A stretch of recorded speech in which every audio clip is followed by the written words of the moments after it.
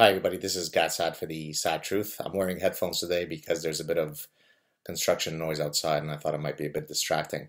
So I wanted to make a few observations regarding the latest round of terror attacks that have hit the United States. The first one relates to a gentleman by the name of Richard Fowler.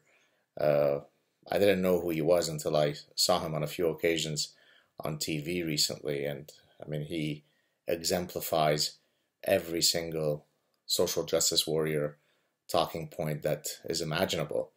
But yesterday he outdid himself because during a conversation on one of the networks, he basically stated that when the mayor said intentional act, I think those are the words that he used to describe the terror attack, he understood why.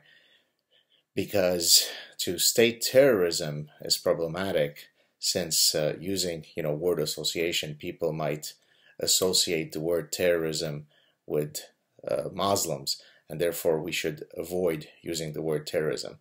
Of course, there are two issues here. Number one, imagine how extraordinary it is that we should now literally police our language. We shouldn't call a terrorist act because it might be associated with certain perpetrators. But more interestingly, does Mr. Fowler think as to why people might have that particular word association so readily available in their brains? Word association, for those of you who may not know, is a technique that was developed originally in the era of psychoanalysis with gentlemen like Freud and Jung, when you're trying to get, say for example, to a latent motive, something that either the patient doesn't wish to admit to, or somehow is within his unconscious mind, then you offer him a particular word and you ask him or her to offer the fastest word that comes to mind. So for example, if you're trying to study the dynamics between the patient and his mother, then if you say, mother, and he says Hitler, then you know that we've got some work to do when it comes to the mother-child dynamics as relating to this patient.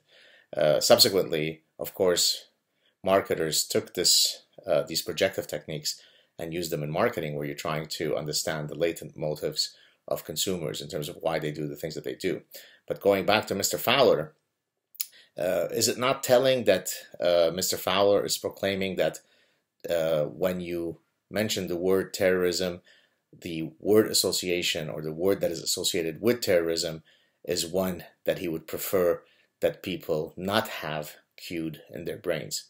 Why is it that that particular word is cued? It's a mystery. It must be because everybody in the West is a racist bigot. Secondly, there are many tweets that I saw that were simply breathtaking, but I'll just mention one. I went on Twitter today and on Facebook to air out some more thoughts, and then someone tweeted something to the effect, I can't remember the exact words, but this is basically an American guy attacking other American folks. So the conclusion from the bombings that happened in New York City is that really it's homegrown terrorism that has nothing to do with any particular quote foreign ideology or religion. It's just Americans attacking other Americans.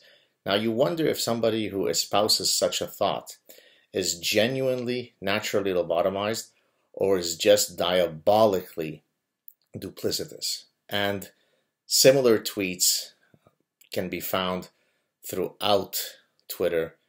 Again, if we don't get our act together, if we don't start thinking clearly and with reason regarding these matters, things are only going to continue to get worse. Have a great week, everybody. Take care. Ciao.